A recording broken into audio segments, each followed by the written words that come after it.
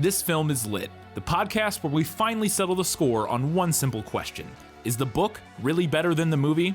I'm Brian, and I have a film degree, so I watch the movie, but don't read the book. And I'm Katie. I have an English degree, so I do things the right way and read the book before we watch the movie. So prepare to be wowed by our expertise and charm as we dissect all of your favorite film adaptations and decide if the silver screen or the written word did it better. So turn it up, settle in, and get ready for spoilers, because this film is lit.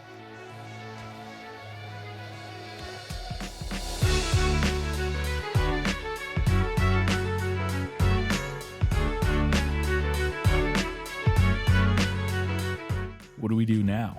I don't know. We've never gotten this far. It's Edge of Tomorrow, and this film is lit.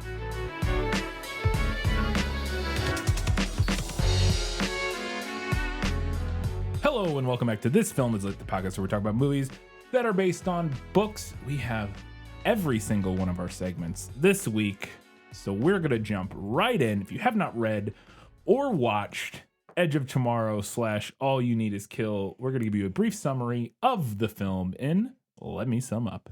Let me explain. No, there is too much. Let me sum up. This summary is sourced from Wikipedia. In 2015, an alien race known as mimics lands in Germany and swiftly conquers much of continental Europe, killing millions.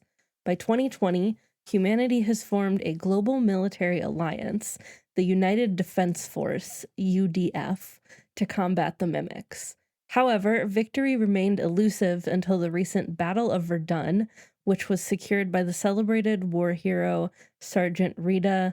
How do you say her last name? I say Vertasky. Sergeant Rita Vertasky. In Britain, the UDF amasses forces for a major invasion of France. General Brigham orders Public Affairs Major William Cage to cover the offensive from the front line, but the inexperienced and cowardly Cage attempts to blackmail Brigham into rescinding the order. Brigham has Cage arrested, demoted to private, and sent to the military base at Heathrow Airport to join the invasion as infantry. He is assigned to Master Sergeant Farrell and the misfit J Squad, who dislike and belittle him. The following day, the invasion forces land on a French beach but are ambushed and killed and massacred by mimics. Cage uses a claymore mine to kill a larger alpha mimic. Bathed in the mimic's blood, Cage dies during the ensuing explosion. Cage suddenly awakens at Heathrow, realizing he is reliving the previous morning. He makes failed attempts to warn against the invasion and experiences multiple loops in which he dies on the beach only to awaken again at Heathrow. With each loop, his combat skills and knowledge of the battlefield improve. He tries to save Rita's life so she can lead them, but after recognizing his apparent prescience, she allows herself to die, ordering Cage to find her on his next loop. Cage quickly convinces Rita of the reset because she gained the same power after exposure to an alpha's blood. Her loops enabled her, an initially inexperienced soldier, to win at Verdun, but a later blood transfusion removed the power.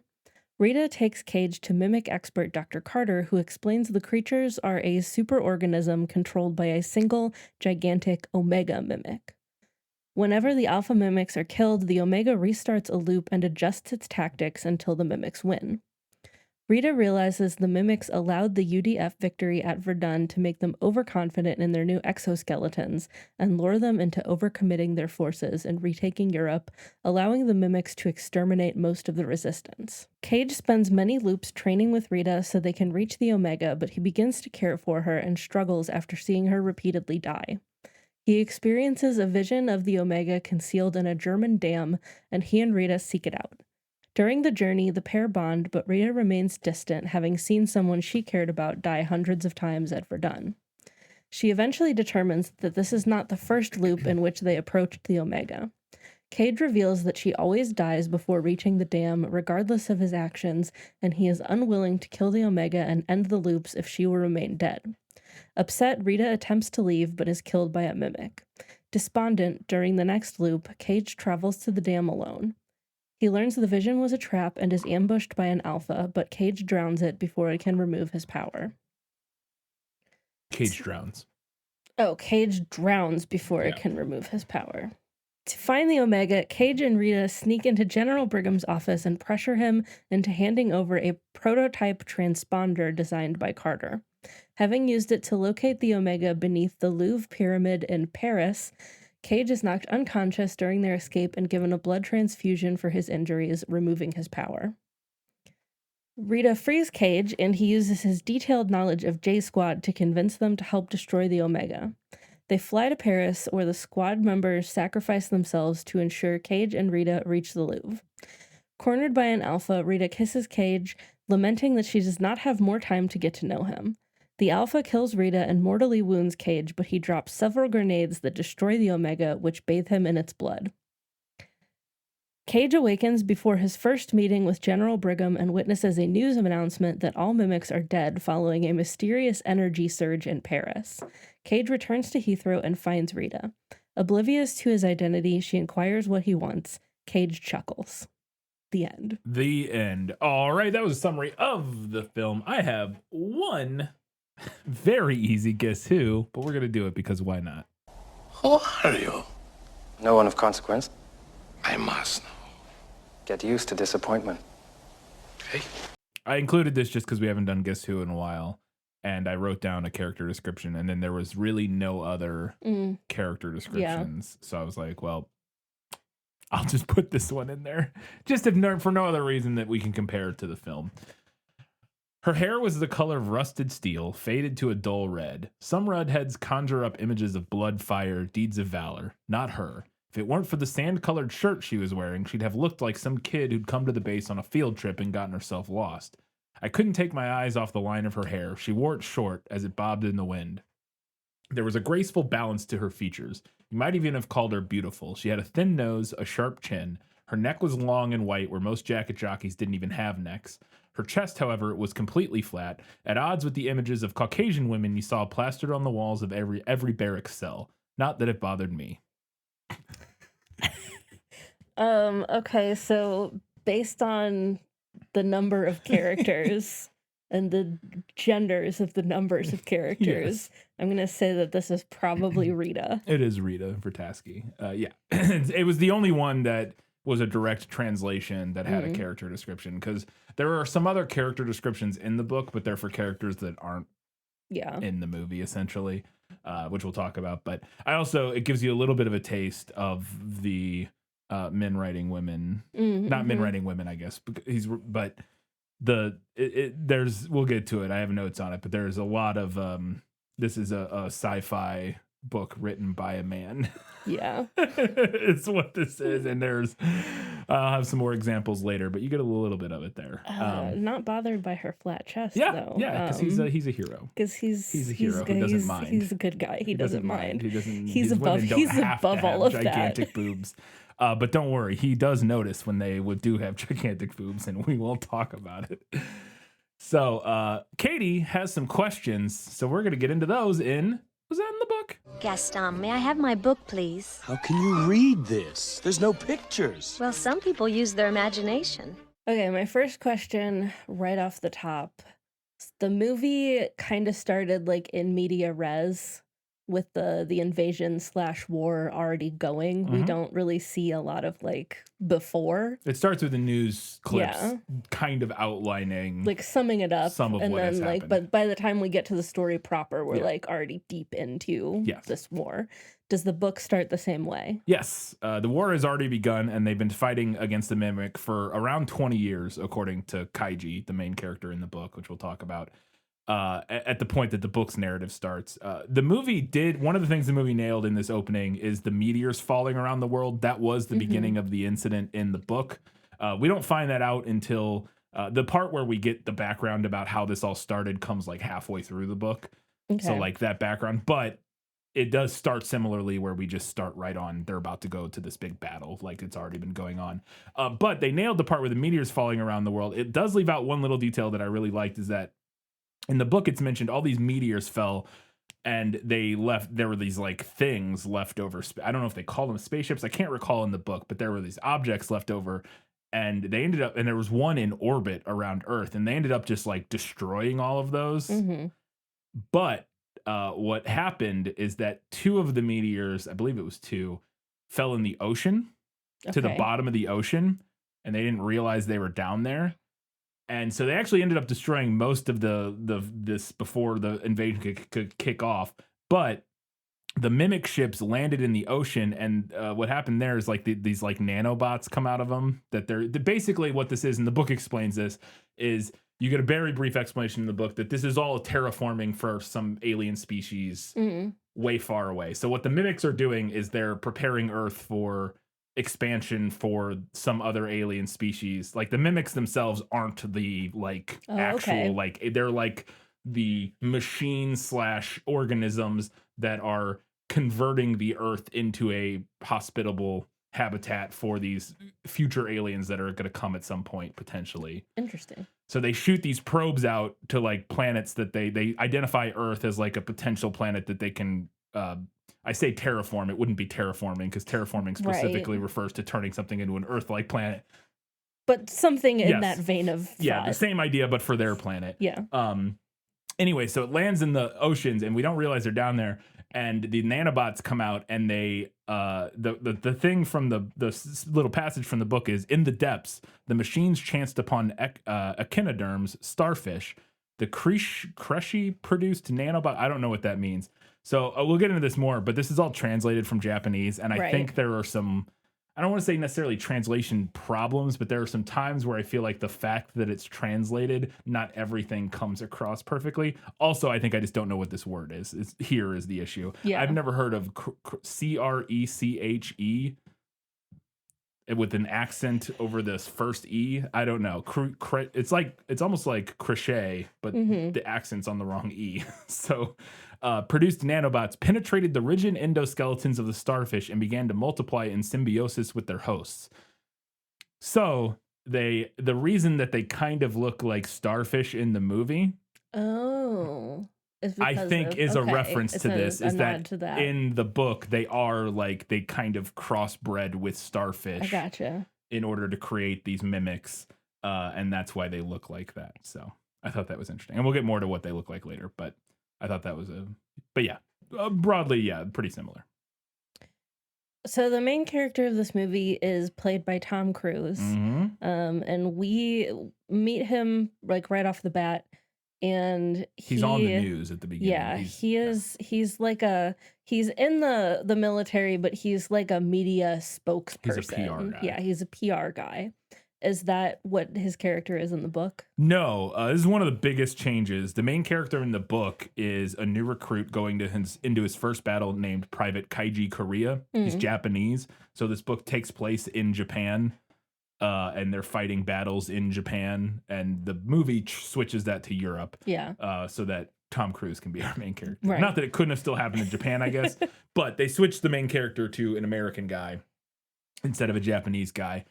I don't know if I'd argue that this is better in the movie, because I think the character's fine in the book. I do like the setup in the movie of Tom Cruise being this mouthpiece for the war, who's a complete coward, but ends up getting forced into a combat situation. I think that's a fun and interesting hook, especially for a character played by Tom Cruise, where he's not usually, he like never plays that guy. He's always the hero. He's always, which he ends up being the hero in this. But even in movies, I don't know if I've ever seen a movie where Tom Cruise wasn't like the coolest guy the whole time, barring like some earlier movies. And it's like so much of his current day thing, he's like the most badass, coolest guy ever. And that's just like, the whole time he's that, you know what I mean? And so I like this idea of him being kind of like a coward at the beginning, and I think it's an interesting way to get it in. But it does mimic, because this is Kaiji's first battle, he's like a brand new recruit. He's equally terrified and unsure of what to do, like the very first time he goes into battle. So they keep that element of it. But I think it's a fun twist. I don't know if I'd say it's better in the movie, but I do like it. Okay, so then I guess my next two questions are probably also going to be a no. Yeah. But does he get ordered to the front line despite not having any combat experience, and then try to blackmail his way out and basically get sent to die anyway? Yeah, again, no, none of this is from the book, because the main character he volunteered for the army. I do like this quite a bit. I think it sets up a fairly compelling character arc for Cage to become a hero. which Cage is his name in the movie, yeah. Which we'll get to. That's actually a book reference. But it's not a character arc I personally find super compelling. We'll get more to that later about like thematically what this book and this movie are doing and or if they are doing anything. But it is an arc for him to like learn to be a hero or a brave guy or whatever. Yeah. That I think works fine for the type of movie that this right. is. Yeah. Again, I don't think it's like super compelling or original or anything, but it's an arc of some sort. So we meet Farrell. Yes. The Sergeant Major, I believe. I don't know anything about military titles. I don't know enough. I'm pretty sure he's Sergeant Major. I don't know who outranks who and whatnot. He's Sergeant Major in the book, or Sergeant Farrell in the book. So, but he has a line in the movie about a fiery crucible. Yes. Is that from the book? So I'm assuming you mean his little speech he gives at the beginning, everything where he goes, good news for you. You have a chance to redeem yourself because battle is the great redeemer. It is the fiery crucible in which true heroes are forged. Yes. Yeah. That is not from the book. I was able to find, if you are interested in reading the actual light novel version of this, it is available in full through Internet Archive. I found after we had already purchased a copy of the book. Not that I'm mad about buying a copy. I'm just saying you can go read it for free on Internet Archive. And so I was able to search for that line. It's not in the book, and I didn't recall it.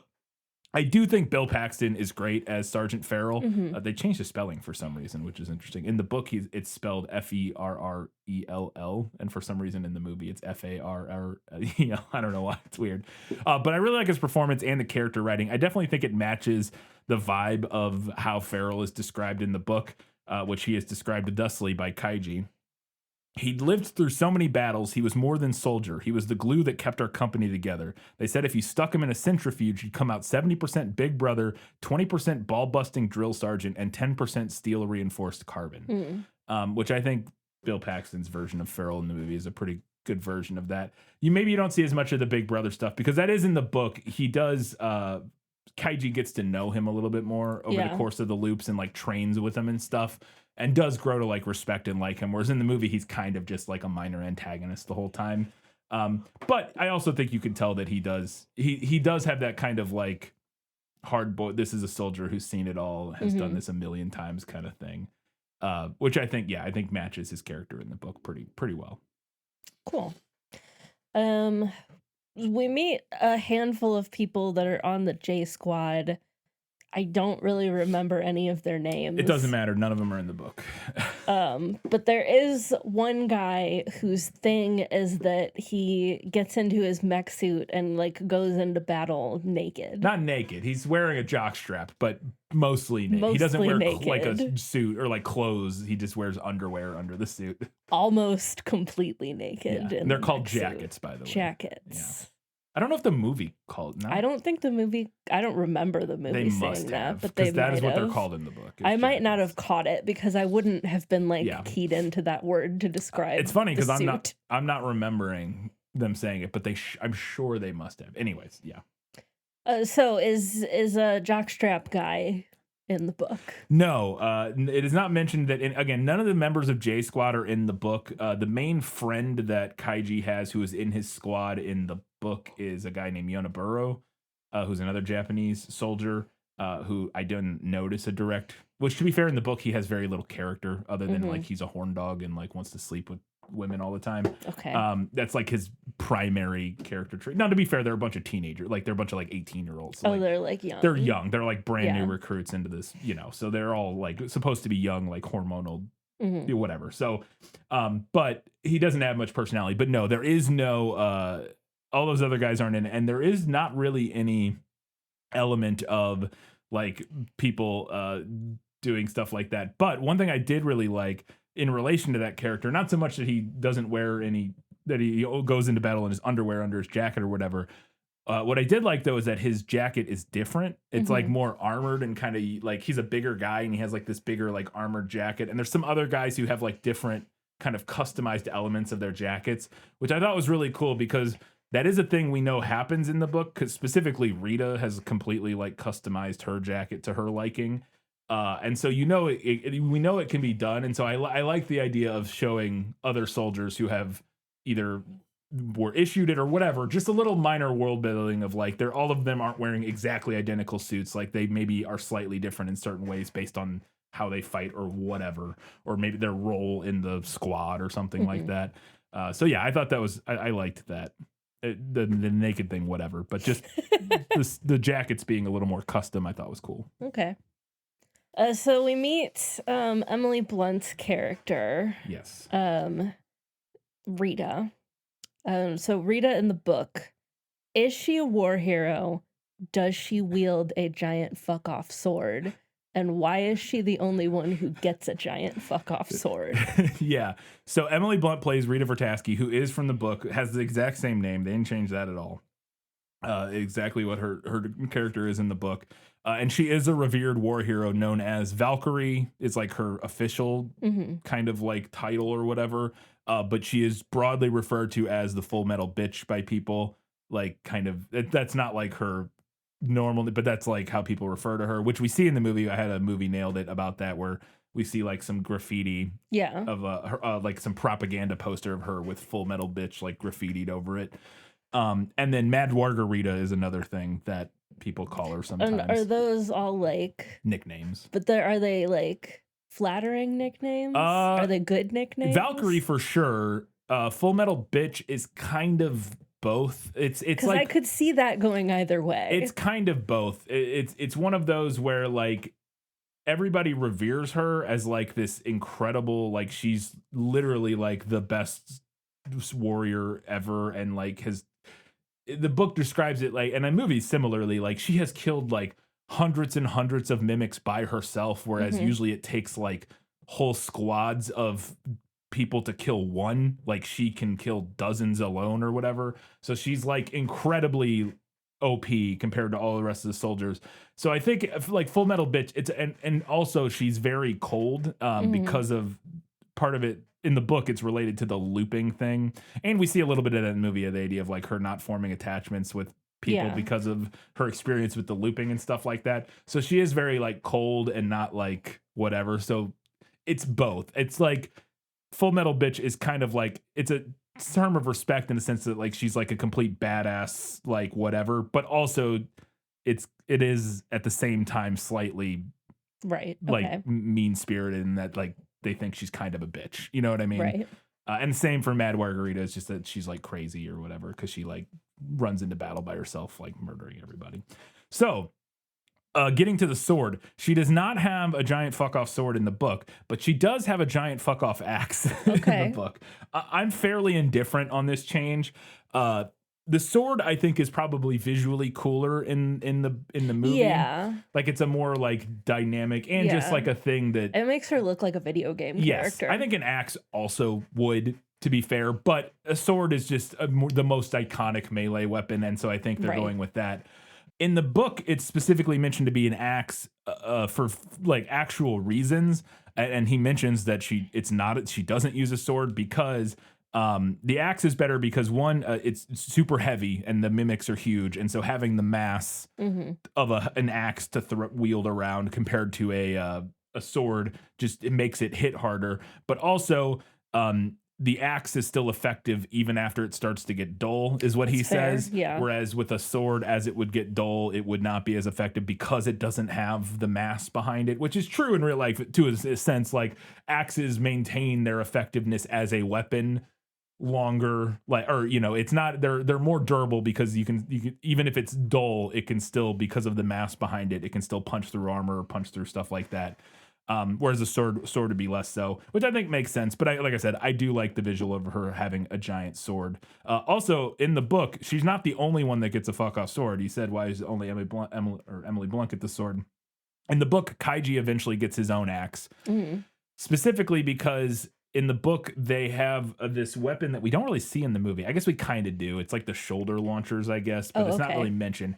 They have like these shoulder launcher things called pile drivers that are like a 20-round kind of like rocket launcher thing that eventually Kaiji realizes is a limiting factor because it has limited ammo. Once you use those 20 rounds, it's useless. Whereas when he sees Rita fighting with the sword or with the axe in the book, it never runs out of ammo, so she can fight forever and keep fighting and killing mimics long after she would have run out of ammo with the thing. So he's like, I need one of those because that's. Okay. But nobody uses them in the book. Nobody else uses them because they're incredibly hard to train with. And the way the mech suits work and stuff, in order to wield it, she basically explains like it would be very easy to. Because the mass of the axe is so big that unless you're very, very good with it and even training with it, you could essentially like break your spine in half by like swinging it incorrectly because it's so heavy, or it needs to be so heavy in order to actually do anything to a mimic that if you're training with it, you have to be incredibly careful. And if you do anything wrong, you can just like kill yourself, with like paralyze yourself by like swinging it the wrong way. And just the momentum and mass of it will like snap your spine in half essentially. So nobody else uses them. Okay. But he has able to, with the loops, he's able to train with it the same way she was, so he gets his own axe eventually. But other people in the book have swords or no. Nobody okay. else has any melee weapons. They all just have guns. Okay. Yeah, sorry. Nobody else has any melee weapons at all. They all have guns or the things called pile drivers, which are like they shoot like rockets or whatever. They're all like bullet based things. I answered this a little bit already, but are the aliens described as looking anything like they do in the movie? I think pretty close. I think they look awesome in the movie. I think they're really, really cool. So I'll read the description from the book here. This is like I did write this down for the description. It didn't make sense for Gizhu, but I guess I could have. The silhouette of a misshapen orb materialized in the clay-brown haze. It was shorter than a man. It would probably come up to the shoulder of a jacketed soldier. If a man were a thin pole standing on end, a mimic would be a stout barrel. A barrel with 4 limbs and a tail, at any rate. Something like the bloated corpse of a drowned frog, we like to say. To hear the lab rats tell it, they would have more in common with starfish, but that's just the details, and we will find out later that they literally have something in common with starfish. We don't know. Right, we haven't at this point in the book. Yet. We haven't heard the thing about the starfish thing. But the lab, I assume the scientists are aware of that at this point, so that's why he says that. They make for a smaller target than a man, so naturally they're harder to hit. Despite their size, they weigh more than we do. If you took one of those oversized casks, the kind Americans use to distill bourbon, and filled it with wet sand, you'd probably have it about right. Not the kind of mass a mammal that 70% water could ever hope for. A single swipe of one of its limbs can send a man flying into 1,000 little pieces. Their javelins, projectiles fired from vents in their bodies, have the power of 40mm shells. So, and as I mentioned earlier, the book mentions that nanobots use starfish to create the mimics. So them having a vaguely starfishy shape in the movie, to me, felt accurate. Feels good. Yeah. Yeah, the book, and actually it feels more accurate than what the book's, because the book says they have 4 legs and a tail, which I guess a starfish has 5 limbs, so I guess, yeah. But I really like the way they look in the movie. I think they're really creepy, and I have a note about it later, but I thought they were kind of nailed exactly. Most specifically, the thing they nailed is like the way they move and how dangerous they are. Right? So, as after his first battle, Cage starts to loop. Yeah, he kills a mimic, which spills its blood, which is in the book. They don't have blood. They have like electrical sand inside them. They call it like when they spill out this like conductive sand. Okay. Which is cool. And it's kind of what it looks like in the movie. It does look like blood. Kind of molten. Yeah, it kind of looks metally. like almost like sand but anyway, so yeah. And then in the movie he gets covered in the blood and dies. Yeah. And then that's what causes the loop. Yeah. But then he pops back to like right as he's arriving at this like training camp. The military base at Heathrow, London Heathrow. So is that from the book? Like, does he pop back to like kind of the same point, or? Yeah, essentially yes. So in the movie it appears to be, I think they say a 24-hour loop. In the book, or I say in the movie it's a 24-hour loop. In the book they say it's exactly a 30-hour loop for whatever reason. That's the amount of time it loops. And it is the same it is similar where Kaiji loops back in the book to him waking up the day before the battle. So which is similar in the movie where it's the day before the battle he goes to fight in. Yeah. And then he wakes up there every day. And in the movie, he's like waking up on like that bag of, or that pile of bags or whatever. In the book, he wakes up like in his bunk, like in it, you know, and he like, every chapter starts with like, he fell asleep like reading a novel, and he like has his finger in like holding the page or whatever. And he wakes up every morning with his finger in the That's same kind of fun. part. Yeah. Yeah. Yeah. And he never finishes the novel, he says, but it's like some mystery novel. But it's the same thing. He wakes up the same time every day, and it's from being asleep, which I think is kind of important because it's a little confusing, a lot confusing. I'll preface now, I am not an expert on what the hell happened in this book, because specifically like the time travel stuff is, I don't want to say it's poorly explained. I think it's fine, but I was really struggling wrapping my head like completely around what, like the mechanics and the logistics of how the time travel worked, because it's not really that important. It's clearly like the premise was thought of, and then like how do we come up with some sort of vaguely believable like sci-fi explanation for this time loop. But yeah, but anyways, my point was that the fact that he's waking up from being asleep, I think, is kind of relevant in the book, because there's this allusion to the idea that what is actually happening is that you're kind of dreaming or something. I don't know. I'm not even, you give me a look and I can't even begin to explain it. There's this whole side thing where there's like reports from around the world of people having dreams about the creatures. And I think it's implied that maybe those are people who are also looping, or maybe not.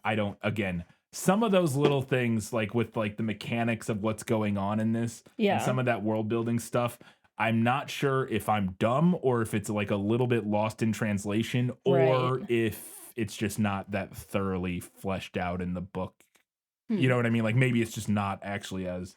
Anyways, well, maybe we'll have a listener. I'm hoping maybe who speaks Japanese, or either speaks Japanese or just has read this and like, or is like a big fan of this book and like knows a lot about it. Like, because again, and we'll get more into it later, but there's some specific stuff with like how the loops get closed at the end, and like how the time travel mechanic like finishes or whatever, that I have notes as I was reading. I'm like, I don't understand what is supposed to have happened here or whatever.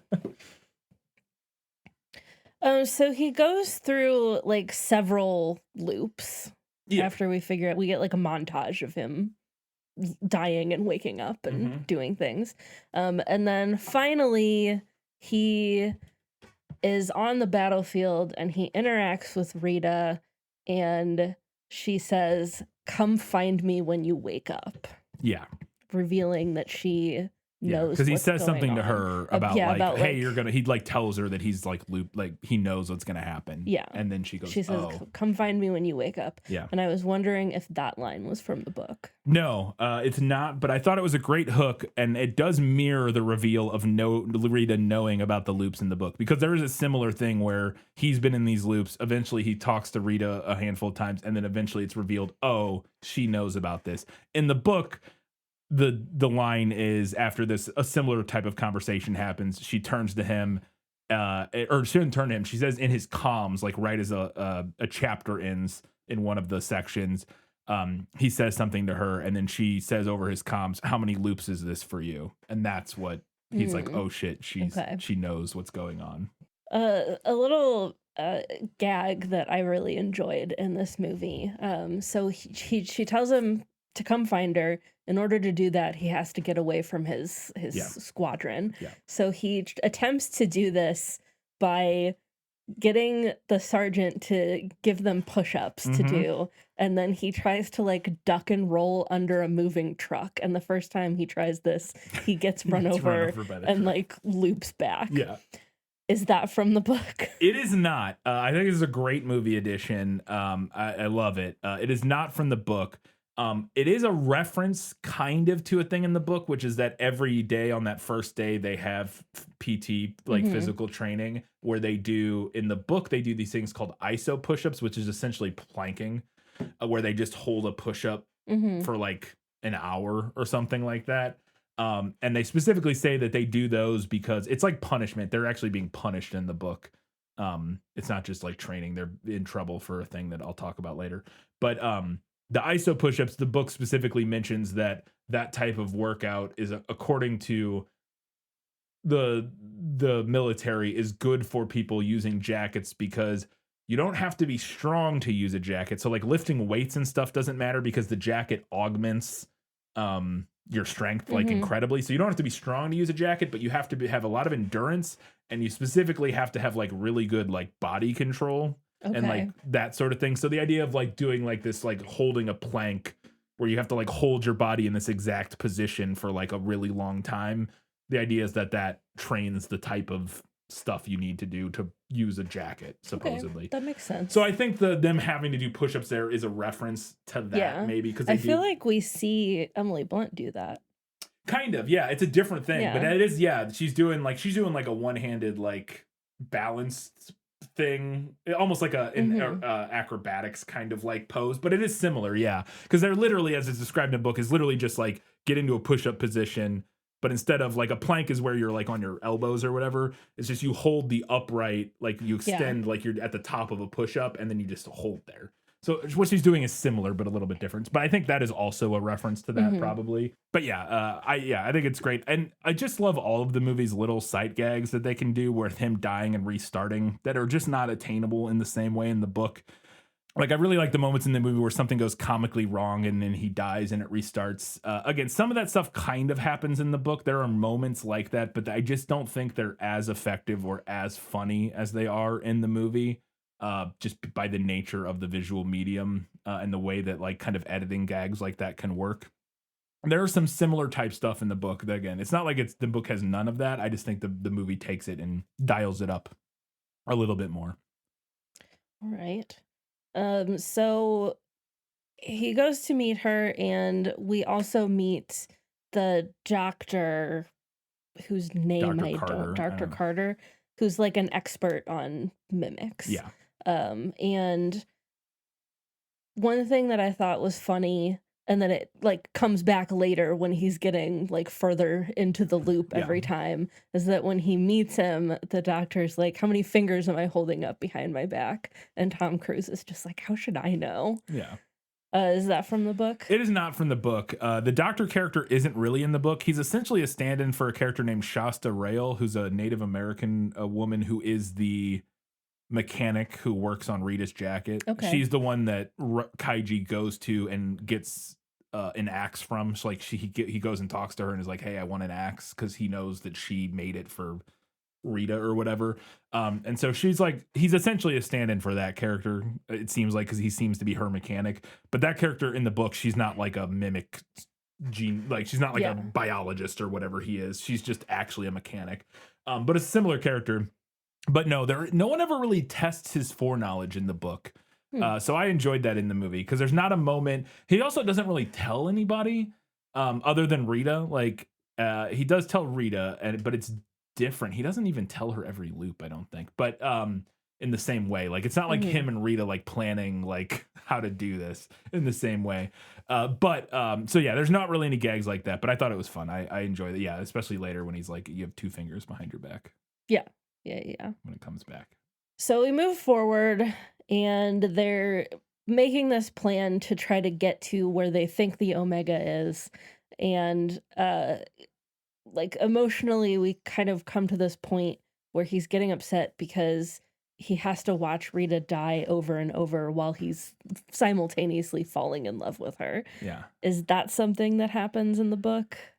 Essentially, yes, kind of, but it's not focused on in the same way in the book. It's hard to describe. Like, there is an element of that for sure. During one of the loops in the book, towards the end, Kaiji dies during one of their attempts to where they think they're going to succeed at closing. I think this is when this happens. They think they have it all figured out, and they know they're going to be able to close the loop. And then they do the stuff they think they need to, and it doesn't work, and he wakes up again, looped back. And then that time, he basically goes and finds Rita, and like they run off together briefly. And during that, he realizes that, that this is before that final loop. He realizes during one of these loops, as they run off together briefly, that she like doesn't have the same feelings for him that he does for her because she's just meeting him. Like he does develop feelings for her over the course of the book and like develops a crush on her basically.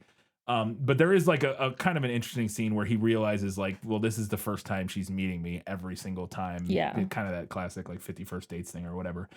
But on the final loop, they do end up, he does go and talks to her and they end up just spending like hours together just talking. And then it is implied that they sleep together that night because he wakes up in her room on the morning of the battle, like in her bed or whatever. There's no like description of them doing anything or anything like that, but the implication I assume is that they slept together.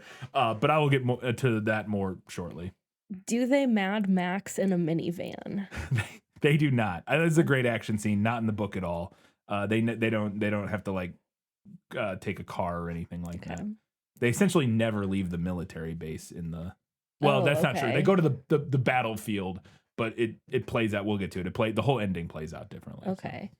So. Is there anything from the scene where they're trying to fly the helicopter? No. So there's no helicopter or anything like that. Again, the ending is very, very different, which we will get to.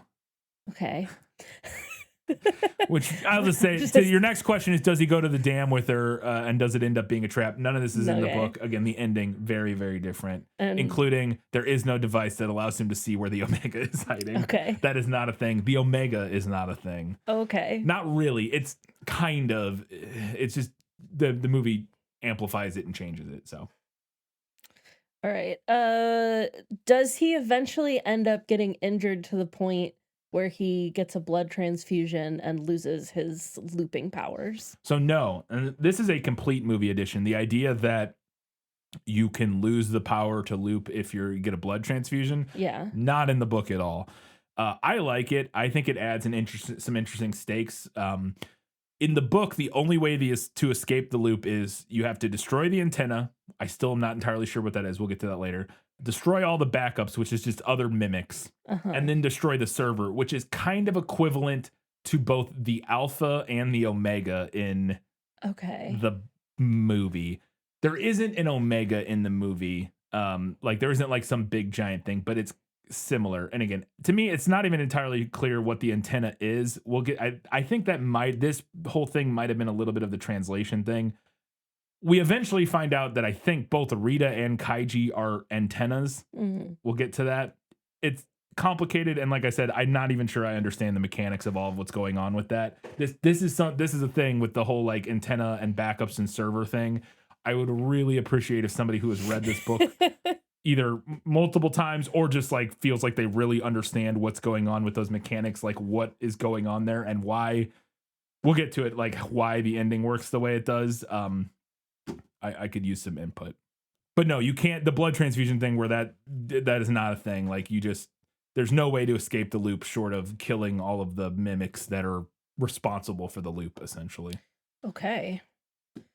All right. Well, then, is there any like rough equivalent to when they have to convince J Squad to go to Paris with them and kill the Omega? Not at all. Okay. Like I said, there's no Omega. There's no big dramatic mission at the end.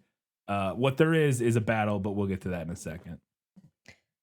Do Rita and Kaiji kiss before they go to their deaths? Kind of, in the sense that they sleep together the night before the final loop. You know, there's no like big dramatic kiss where they're heading to their deaths or whatever and like share their first kiss or what. There's nothing like that, which I was not big on in the movie personally. Whatever. It's like it just feels tacked on in a way that's like it just feels unnecessary. But yeah, I thought the romance in the movie was like, it might be a place where the book's slightly better because the romance in the book is not good, but it's at least more central to what's going on, kind of, with Kaiji's character. Not even more central to what's going on with his character. It just gets more pages of the story of like their relationship and stuff in a way that I feel like the movies just doesn't quite. I don't know. I wasn't a fan of either of the romance in either. I'll spoil it now and I'll get to it here in a second. I thought the ending of this book sucked. Like the final like third of it, I thought was bad. Like generally speaking, just not very good. We'll get to it. But yeah, no big mission, or sorry, no, they don't kiss. Again, they sleep together on the night before the final battle, so it is similar in that regard. They do have some sort of romantic moment. Okay. Is there anything like the dramatic hand open reveal that Tom Cruise has already pulled all of the grenade pins? No, there's nothing like that in the book at all, really. I know what you're talking about. Like, Yeah. I know both the specific moment and also broadly what you mean of like this reveal of where you think all is lost, but surprise. Surprise. No. I've pulled all the grenades. No, nothing like that. Okay, so then at the very end of the movie, after they kill the Omega, he actually loops further back and he wakes up before he even tries to blackmail the general. Yeah. So he gets off scot-free. Yeah. All of his past mistakes have been erased. Yeah. Is that similar to anything that happens in the book? No, not at all. And this is another big change. It's also one of my biggest questions with the movie. So, in the book, the loop does not reset after he destroys all the things that he needs to. At the end of the final battle, and they do the stuff like essentially the equivalent of destroying the Omega or whatever, the loop ends and time just continues from there. I mean, that makes sense. Yes, that does make sense. I'm genuinely not sure why time looped back the way it did in the movie. So like you see that when he blows up the Omega, you see he like absorbs the blood from the Omega or whatever. So clearly that is what's causing this. And so I wasn't sure though if the movie is implying that he has now started a new loop or that he reset all the way back and from there time will run normally forward. You know what I mean? Yeah. Like I guess we wouldn't know unless he dies. Imagine he lives his whole life. Dies on his deathbed in like his 90s, and then wakes back up in the helicopter. Yeah, that could be, honestly. I don't know. So I was looking this up because I was trying to figure out like why he went back to the helicopter. And I was like, that doesn't make any sense. Some people have speculated that, and which this kind of makes sense, that the Battle of the Louvre, which is where at the end, that actually takes place the night before the battle where he originally died, because that's the next day on the beach or whatever. Yeah. So the idea is that by having that battle be slightly before, or hours before a battle that he died in originally, he resets further back. Still doesn't really make sense because that battle happens in the middle of the night. It's pitch black out when they do the Battle of the Louvre, and when he wakes up on the helicopter, supposedly it's a 24-hour loop, right? Right. It's not the middle of the night. Well, and that the 24-hour loop doesn't really make sense to me either, because he always wakes up in the same but it's not from when you died. It's from when you died the very first time, I think. Okay. So it's 24 hours from the first time he died in the very first battle. Okay. Not 24 hours from every time he dies. Okay.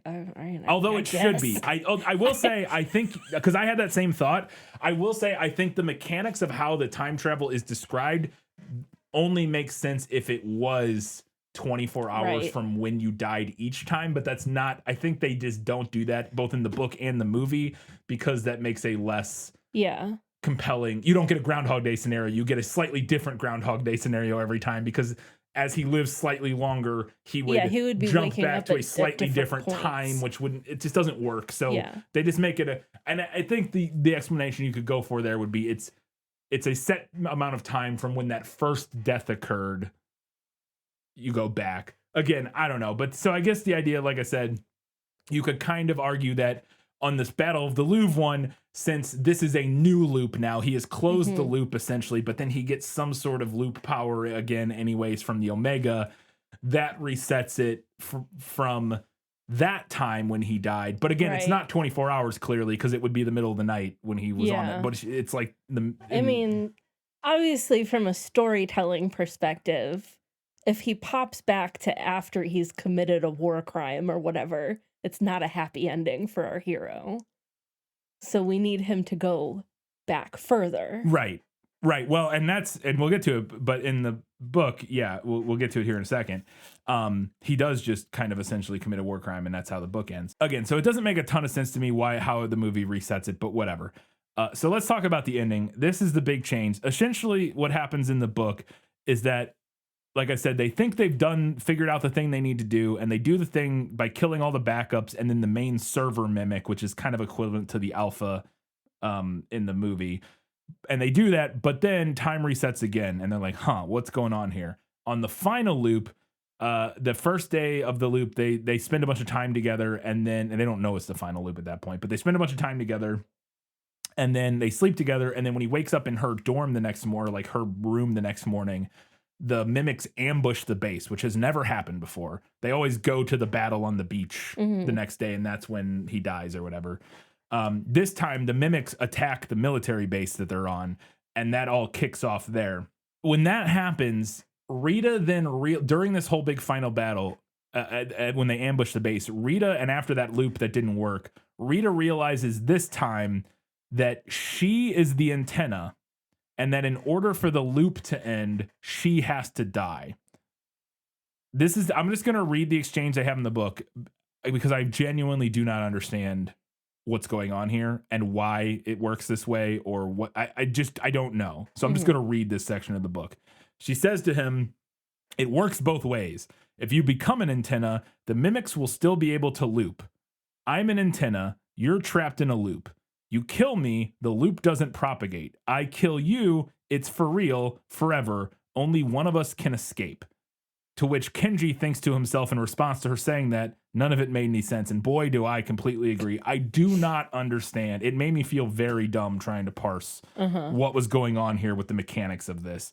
And again, part of it was like, I wonder if there's some translation, because this is very it's very like complicated, nuanced, like discussion of time travel and loops, and like, and on top of that, like the relationship between different mimics and how those mimics dying interact with the time loop. There's just a lot of complicated interactions there that I could imagine would be very hard to translate from a language with a very different type of like vocabulary and stuff to English. You know what I mean? Yeah. So I do wonder if maybe that's part of what's going on there in the book. I have no idea. Like I said, I do not understand the physics or mechanics of the loops in this book. I will say, I then realized that I assume what must have happened here is that this is what happened when she was in a loop previously.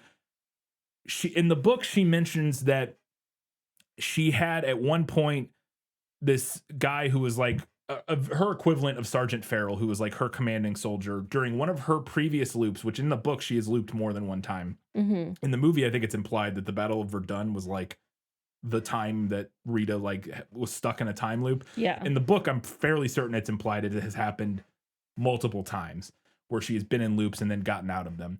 But one of these times, she had this loop where she was stuck in it with this guy, Commander Hendrick. He wasn't stuck in it, but she was stuck in a loop. And somehow she realized, I think, that in order for her to escape her loop, she had to kill Hendrick or let him die so that she could escape the loop, because I guess he was an antenna or something like that. Because she mentions in the book both having to have watched him die like 100 times, but also there's a line at one point in the book where she mentions that she killed him. Okay. And so but it's never concretely laid out, but I think you can put together at the end here. And I actually just had this while I was working on the notes. I had this revelation of like, because I like the whole Hendrick thing. I was like, I don't know what to do with that. It's like, it's more so like character stuff for her. Like she's talked about how she like had this relationship with this guy.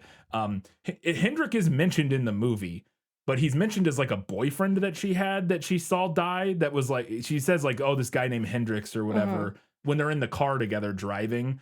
She mentions Hendrix, and it's implied that they were like dating, and like that he either died and she wasn't able to save him during the loops or whatever. In the movie or in the book, Hendrick is just like more like a father figure. He's like a commanding officer who she like grew fond of, but they didn't have like a romantic relationship.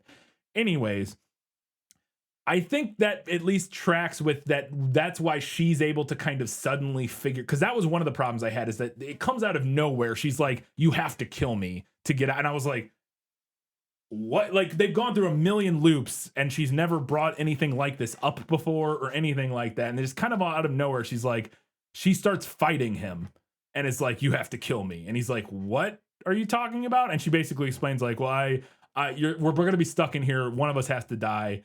And in order for you to get out, or for the better ending is that I have to die or something like that or whatever. Okay.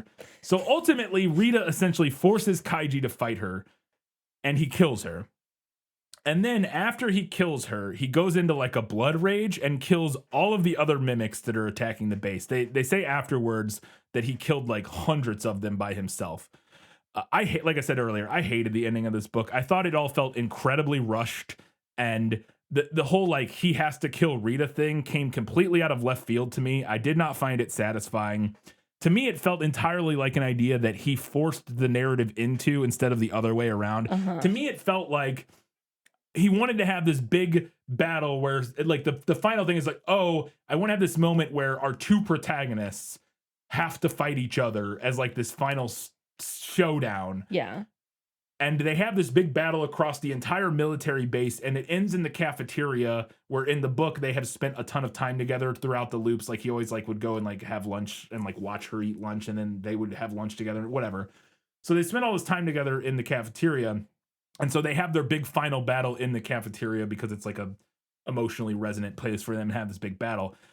But it just truly felt, like I said, like the author wanted the two protagonists to be forced to fight each other, and for one of them to be forced to sacrifice the other to end the time loop and save the day. But it just felt completely shoehorned into the ending and didn't feel set up to me at all.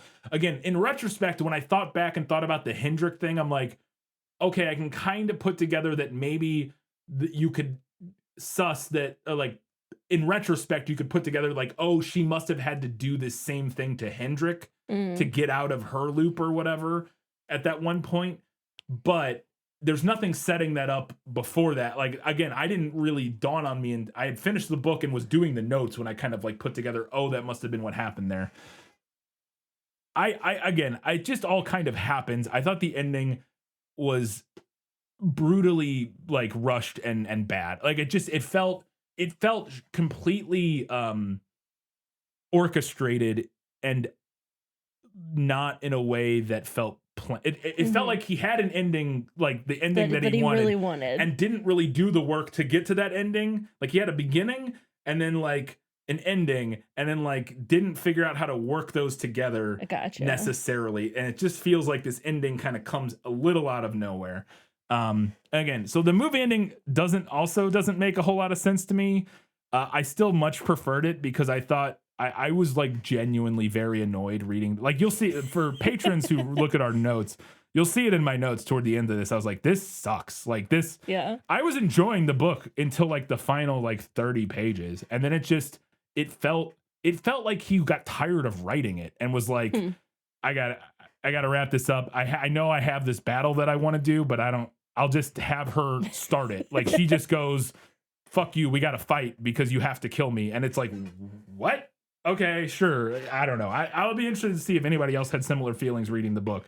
But the ending just felt completely unearned and out of nowhere to me in a way that I felt was very unsatisfying. The movie's ending was more satisfying. I don't think it's any better. Like, yeah, it still feels kind of messy and like, okay. There's still some loose ends. There's still some loose ends that don't really make a lot of sense. That just, and some of the stuff feels a little like, sure, whatever.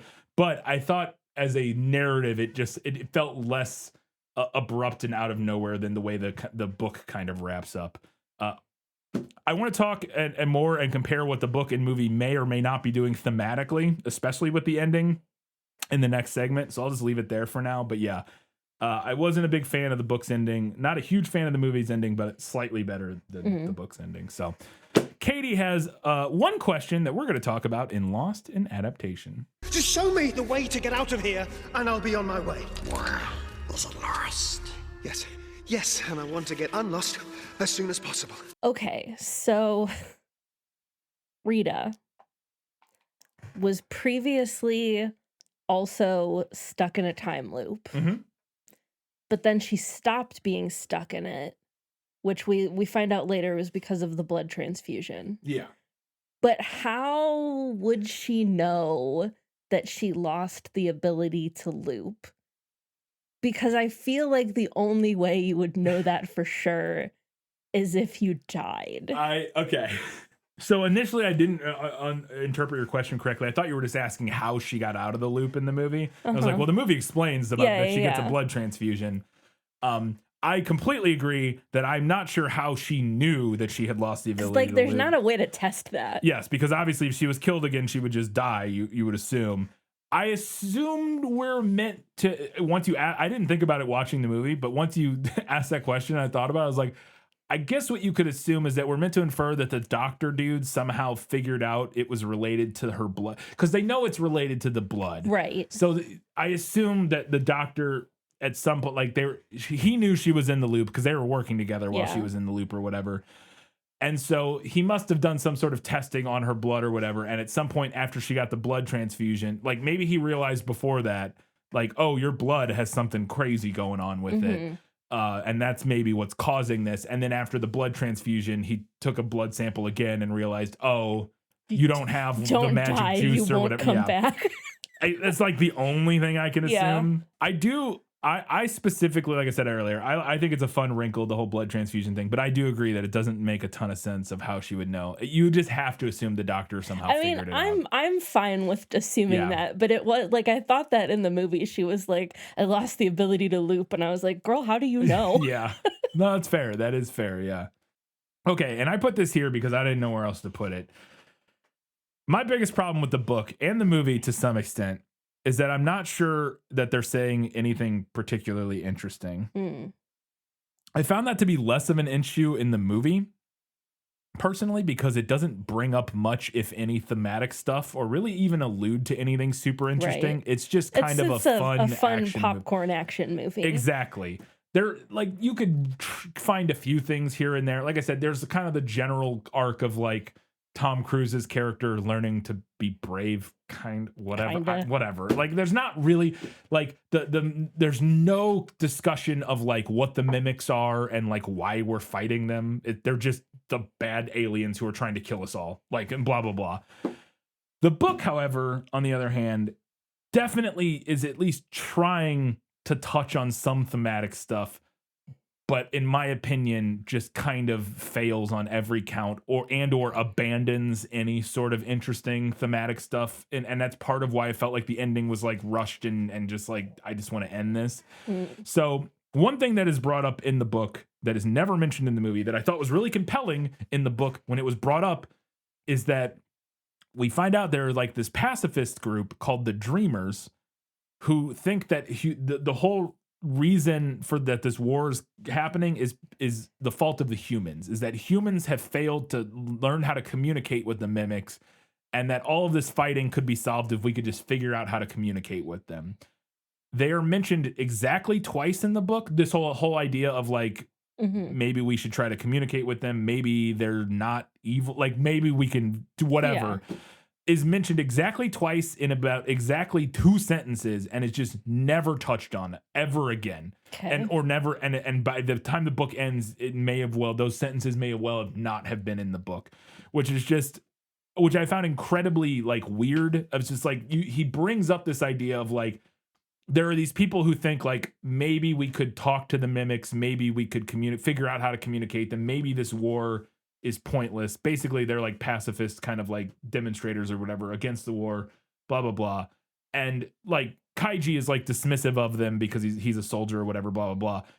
And I don't know what the book wants me to think about them. Like, they're mentioned in that one like little offhanded comment and then like never brought up again. Yeah. And I'm like, am I supposed to agree with them? Am I supposed to wonder like, maybe we could communicate with these? Or not. I don't know. It's never brought up again. Again, it just like it gets disregarded, and then we go from there. And then at one point towards the end of the book, Kaiji, our protagonist, literally thinks to himself, genocide is the only way to win this war. Like, we have to kill every single one of these mimics. It's the only way to end this war. Like, he basically, like, literally comes down on the side of like, we have to do genocide. Which, again, I'm like, okay, is that, generally genocide, we're not like that. When you're using the word genocide, you're like, that's a bad word. We don't like that. But the book doesn't really I think we're supposed to be like, yep, that's what you got to do. Yeah. That's kind of what it feels like in the book. I don't know. And then the entire ending, Kaiji, the whole part where Kaiji is forced to fight and kill Rita, someone he's grown to care for, and then he is forced to essentially take her place. After he kills her, he becomes like the new Full Metal bitch. Like he's the new because after he kills her, he kills like hundreds of mimics or whatever. He gets the Valkyrie Award, which is like it's only been given to one other person, Rita. It was literally named for her because she got this award for killing so many mimics or whatever. And so like he becomes the new like face of resistance on Earth, of the war effort or whatever, and everyone looks up to him. And that kind of feels like it could be commentary on like the cyclical and futile nature of war, right? Yeah. Like that kind of feels like, okay, maybe the point here is like war never ends, war never changes. She dies, he has to kill her, but then he just has to take her place and become the mindless killing machine, whatever. But so much of the stuff around that in the book feels like that's not the point the book is making. So like during their fight between Rita and Kaiji, at one point Kaiji doesn't want to fight her, but he's like reasoning through his head, and eventually he gets to this point where he's like, well, I guess I have to fight her. He like decides he has to fight her because he wants all of this struggle he's been doing through all of these loops to have been worth it. Like he's like, what's the point if I just like let her kill me, basically, or like if I just give up or die or whatever. Like I've done all this struggling. I would have to find the exact moment in the book, but he basically is just like, I have to make this worth it. And it's like, okay. And their whole fight and everything at the end, and this is a broader issue, is that everything is so like edgy and try-hardy cool stuff that, so like, for instance, during their big final fight, which is supposed to be this big emotional climax of like, oh my God, he has to kill this person who he's grown to care for. Mm-hmm. The line in the book is that they're like kind of standing there facing off with each other, and he's like, I don't want to fight you, whatever. He said, the line in the book is, she'd chosen to speak with steel, and I had to give her an answer. I picked up my axe.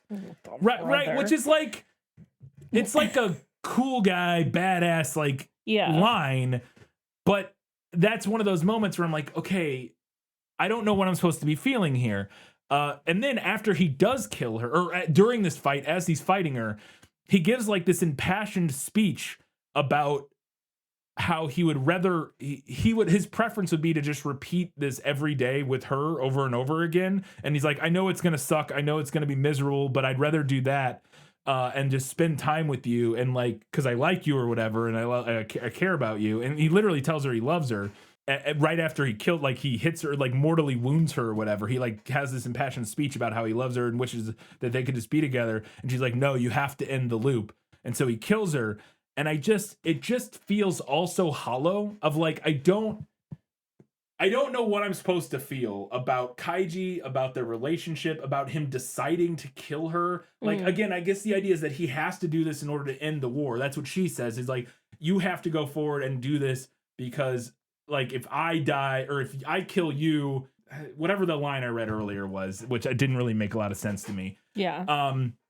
But basically she comes to the idea that he has to kill her in order to end the loop and to like basically win the war and save humanity or whatever. Because she's an antenna. Because she was related. She was there when I don't even know. I can't explain it. I can't explain it. I don't know. I didn't understand the mechanics of why she was an antenna, and again, the server is kind of like the alpha. It's like the main one. The other mimics are the backups. Basically, the idea is when one of the mimics or one of the alphas gets killed, the other backups release like a time travel pulse that warns the alpha that died in the past what happened that got it killed, so that it then knows for the future battle like not to do that, which is also part of what makes this whole thing confusing, is that it's not actually, I think in the book, not actually looping time. It's actually like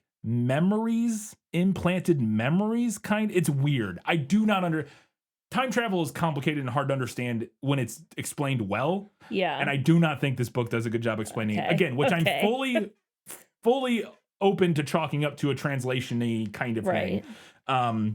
Or me being dumb. That's also possible. I'm usually pretty good at understanding time travel stuff in sci-fi, but this one I really did not understand what was going on here. But then, so he kills her, blah, blah, blah. And then he gets this line at the end where he's like, he says, you were just a piece on the board and I was the piece that replaced you. Which kind of sounds like a thing, again, to my first point of it being maybe like a commentary or critique on like the cyclical nature of war, blah, blah, blah. But then he vows to continue and win the fight for humanity for her in a way that feels very like, hoorah, I'm going to do this. Yeah. And so that we get this constantly kind of conflicting, like, I just couldn't figure out what I was supposed to get out of it. And then the final moment of the book is him drinking moldy coffee. So when they slept together before the final battle, they wake up the next morning. She has real coffee. Real coffee like doesn't exist anymore. We actually see this briefly alluded to in the movie. That's like a nod to this, where they brew coffee on that like the helicopter farm or whatever. I don't know what else to call it. It's a farm out in the middle of nowhere, and there's a helicopter there. But so she brews coffee, but as the coffee is like they just finished brewing it, they get attacked and they don't have time to drink it. He goes, they leave her room, they go fight off the mimics, then fight each other. He kills her. He eventually comes back to her room, gets in there, and the coffee that they brewed that morning is still sitting there. And they had a conversation before the attack all popped off while they were brewing the coffee. And she said like, oh, with real coffee, because he's only ever had artificial coffee, because like I said, real coffee doesn't exist anymore. She said, there was something about, they were having a conversation about like coffee sitting out or something, or he's like drinking cold coffee. And she goes, oh, well, with real coffee, if it sits for several days, it'll get moldy or something like that.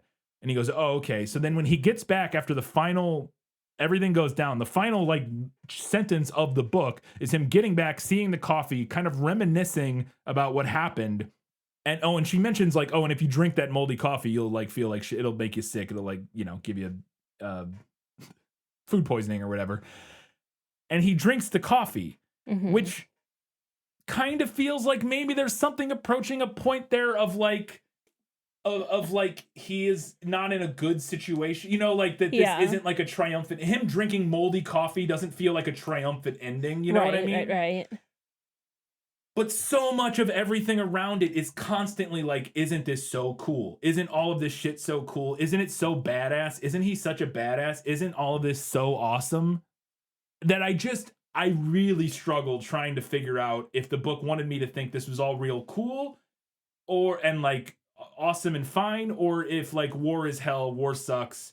You know what? I just really, really struggled with that. I would love to hear other people's takes on what they got out of this.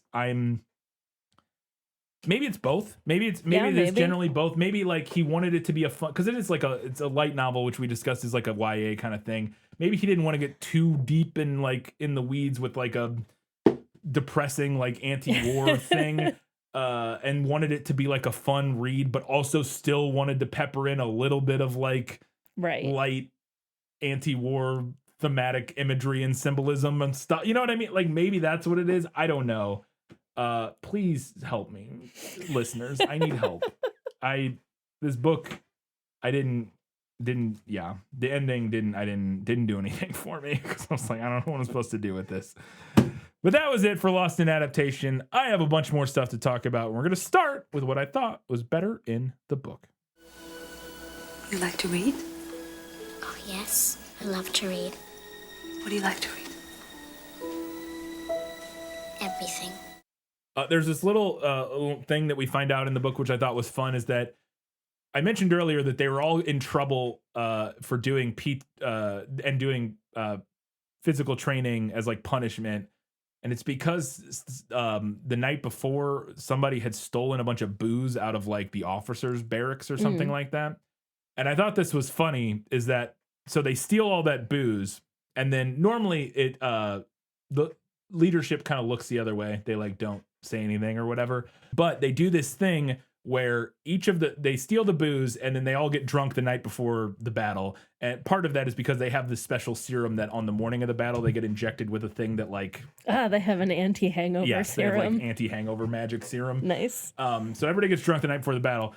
But they all of the soldiers, when they go and steal the booze that night, they all sign a confession saying it was them who did it. And then after the battle, whoever died, they give that confession to the higher ups, and then so that person takes the fall for everybody else of being the person who stole the, which I just thought was kind of an interesting little world building thing that sounds like maybe based on a real sounds thing. Like it could be a real thing. Yeah, I thought that was interesting.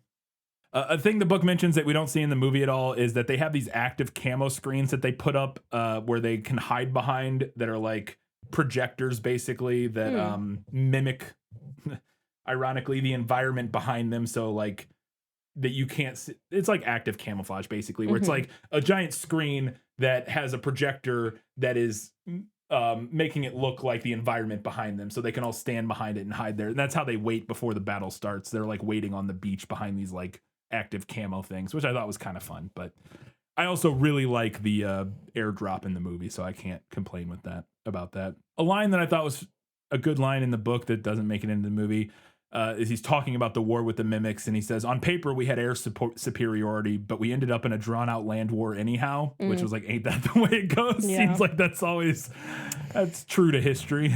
Kaiji does explain why he signed up for the military in the book, and I did want to read it because I thought it was kind of interesting. And it wasn't really related to him wanting to like fight or be a hero. He just felt worthless and thought the army might fix him. When I told my parents I'd enlisted, they wanted me to join the Coast Guard. They said I'd still get a chance to fight without going into battle, that I'd be performing the vital task of defending the cities where people worked and lived. But I didn't want to fight the mimics to save humanity. I'd seen my fill of that in the movies.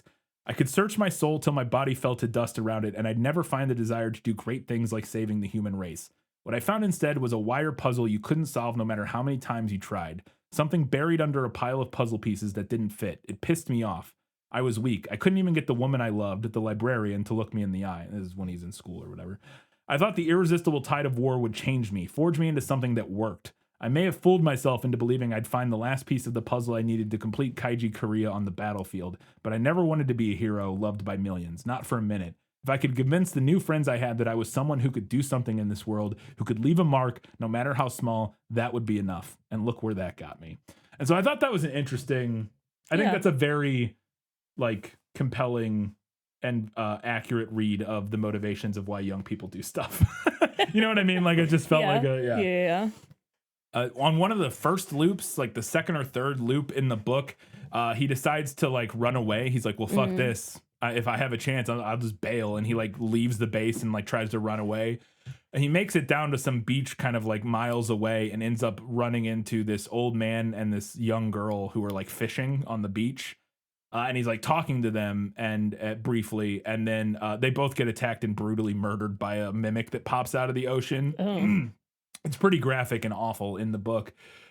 We will find out later that that was not like happenstance, that the mimics were there looking for him because they're aware of what's going on, kind of, or whatever. Or because of the loop, they are also trying to kill him because he killed the alpha or whatever. A little detail that the movie never mentions that I thought was cool in the book is that they have the jackets have a thing called an auto balancer that when you turn it on the jackets, they basically keep you from destroying stuff accidentally by like limiting your movement slightly, so that you don't do anything like too crazy.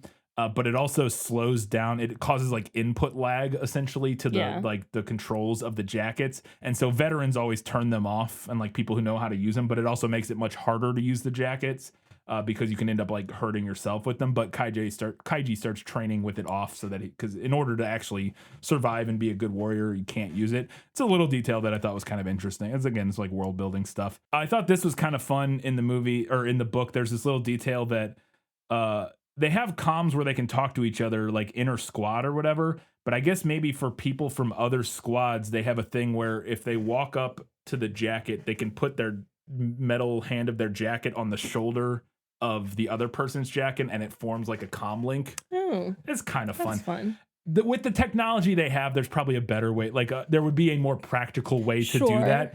I think it's a fun little thing, though. Yeah. I think it looks cool. Or I think it would be cool.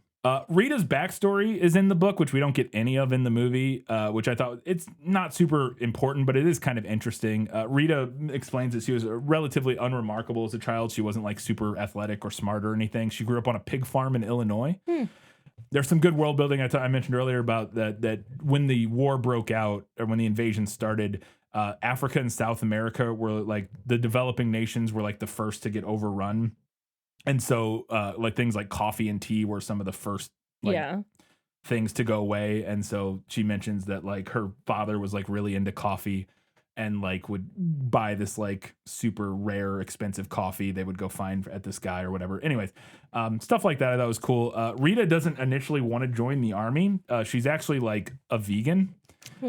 She says, or she's not vegan, but she says she doesn't want to join the army because you can't eat mimics and it's wrong to kill animals that you aren't going to eat. Like when she's a little kid, like that's her logic behind it. And she says like, according to like her pastor or whatever, like you shouldn't kill things that you're not going to eat. And so she has this like moral that's code. A very like farm. Yeah. Yeah. And so she doesn't want to join the army because it would be wrong to kill mimics because you don't eat them. But then her tiny town in southern Illinois gets attacked by a scouting party of like 3 mimics that come up the Mississippi River. And like a third of the town dies, including both of her parents, who she sees brutally murdered by mimics. And she immediately signs up so that she can kill every mimic that she can. And that's kind of her whole backstory. And then another thing that I thought was fun, I mentioned Shasta earlier, who is Rita's engineer. At one point in the book, there's this scene where she brings Rita a bunch of little action figures of like her and like different people that have been made that I just thought was kind of funny. Shasta's an interesting character. She's not in the book a ton, but I was hoping she would be in the movie. Well, I guess I knew she wasn't in the movie from having seen it before, but I think she would have been fun in the movie. All right, that was everything I had for better in the book. Let's go ahead and talk about what was better in the movie. My life has taught me one lesson, Hugo, and not the one I thought it would. Happy endings only happen in the movies. I mentioned this earlier, but the casual men writing women sexism of this book is pretty rife throughout. Again, I think part of that you can chalk up to it's the point of view character is an 18-year-old boy going through, puberty or whatever. Going through 18-year-old boy things. Yes, but just a few excerpts here that I wanted to read just so you can get a feel for some of the stuff that maybe kind of roll my eyes. Well, this is my note. It was the first part was about Rachel, the potato lady, and her boobs, and the double entendre about her boobs / potatoes. So here's the little excerpt of her description of Rachel, the potato lady. She works in the cafeteria or whatever. Okay. She had healthy tanned skin and larger than average breasts. Her waist was narrow. Of the 3 types of women the human race boasted, the pretty, the homely, and the gorillas you couldn't do anything with save ship 'em off to the army, I'd put her in the pretty category without batting an eye. Then cutting to, this is a different thing. He runs into her during one of the loops. He's like trying to get somewhere and he like accidentally runs around a corner and slams into her cart. She's like transporting a bunch of potatoes somewhere, knocks over her cart. Potatoes go everywhere. And the potatoes get scattered everywhere. And she says something like, "Oh my God, there's potatoes everywhere." And she says, "It's their fault for being so round." She arched her back slightly so her chest stuck out. It was hard to ignore. "I guess," this is Kaiji saying that, "you ever see potatoes that round?" she said. I hadn't. This is him thinking to himself. Not among the tubers littering the floor either. So he's talking about her boobs there. Potato boobs. Yep. Then Shasta, there's a line here where in one of the interactions with Shasta, this line is in the book. She clutched the monkey wrench to her chest, flattening the swells of her breasts that lay hidden beneath her overalls. And then the final one I had here, which is also about Rachel, the potato lady. I turned to see a bronze-skinned woman standing beside the table. Her apron-bound breasts intruded rudely on a good 60% of my field of view. God damn. I don't even know how that's possible. Her apron-bound breasts protruded rudely. Yeah. On That's a good 60% of my... Quite a sentence. Yeah. Again, all of that stuff is from the perspective of an 18-year-old kid. So you maybe give a little bit of grace to the author there of like trying to depict that. I don't know. But anyways, glad the movie didn't really have any of that. Instead, we just get to ogle Emily Blunt in a very respectful manner.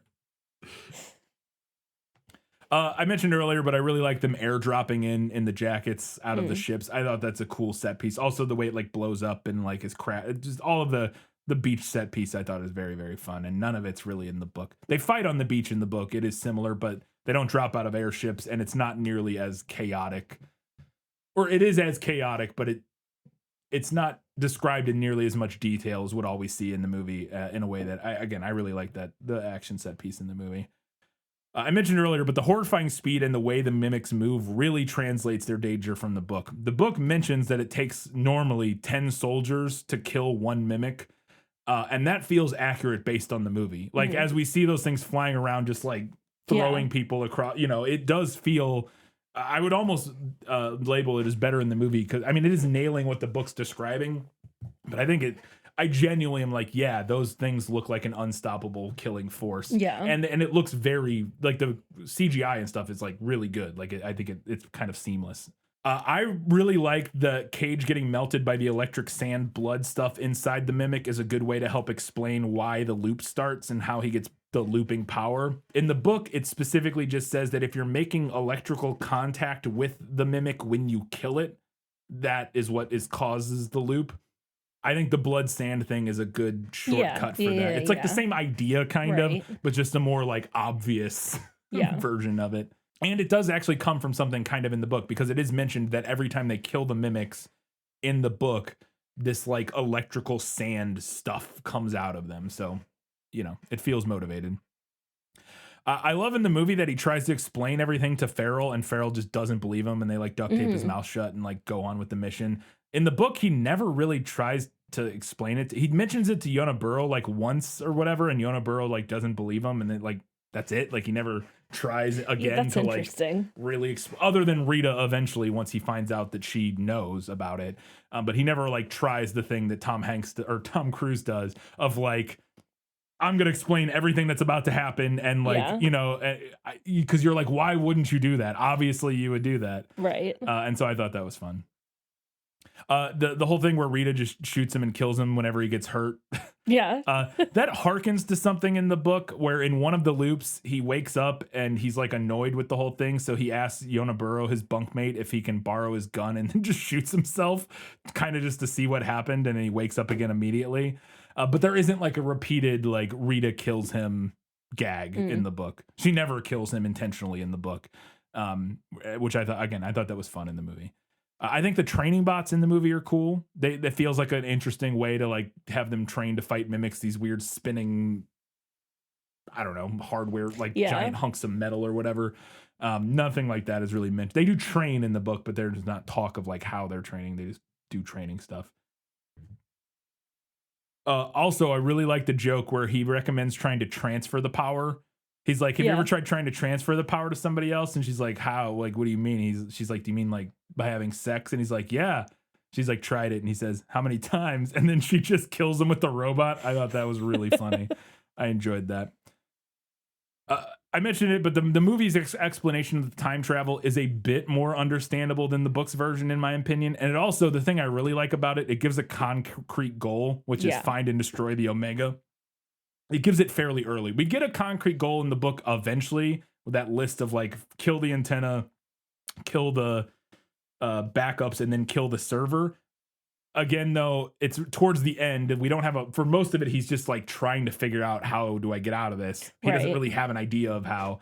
And so I like the concrete goal, but also even in the book, once we get a concrete goal, I was still confused what the antenna was, because it hadn't been mentioned. Unless I'm crazy, and that was one of my issues with the whole antenna thing.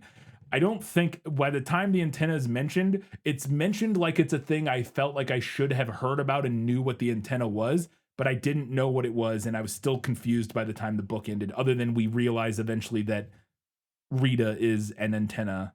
Yeah. But I swear to God, I'm pretty sure when that like list pops up of like, kill the antenna, I was like, wait, what's the antenna? Because they had talked about the backups, which is just all of the mimics are backups, basically. And they had talked about the server, which is essentially like the alpha mimic, like the main one. But they haven't talked about what the antenna. And I was like, okay. And I just gave up. I was like, whatever. I don't understand whatever. It's fine. Another thing about the book that I thought was very strange, made me feel crazy. So this book has 4 chapters, and each chapter is broken up into little like sub chapters or whatever. The 4 chapters are Private Korea, Sergeant Farrell, Full Metal Bitch, and Killer Cage. And Private Korea is the first chapter, starts and we're in Kaiji Korea's point of view, and it's his story. We got to chapter 2, and it was like, oh, Sergeant Farrell, which is like 57 pages into the book. I was like, oh, Sergeant Farrell. I had assumed we were going to switch perspectives. Sure. Right? Yeah. It's like, oh, we're going to go into Sergeant Farrell's perspective there.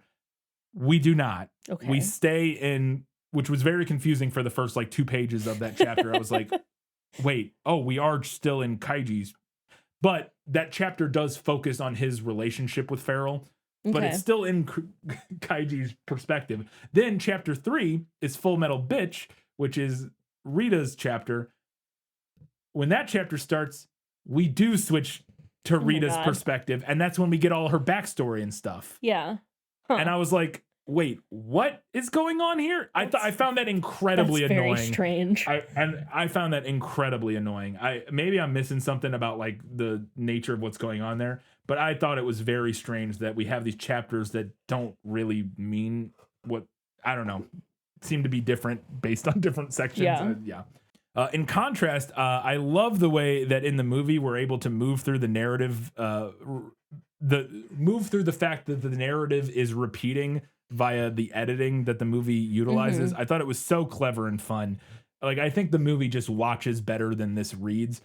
I think it reads pretty well for most of the book. Like, it's a fun page turner for the most part. And the looping stuff and the looping gags does work in the book. There are some good, fun, like, enjoyable moments from that. I just think it's more fun in the movie. I think you can do more with like the edits. One of the things I absolutely love is, and I'll get to it in a second, is like when Rita realizes that they've done the loop before, like when they get to the farm and then she realizes that Cage is stalling. That's one of the things I have better in the movie. And then it's revealed that they've been there a bunch of times and that he doesn't want to go to the end because she dies every time.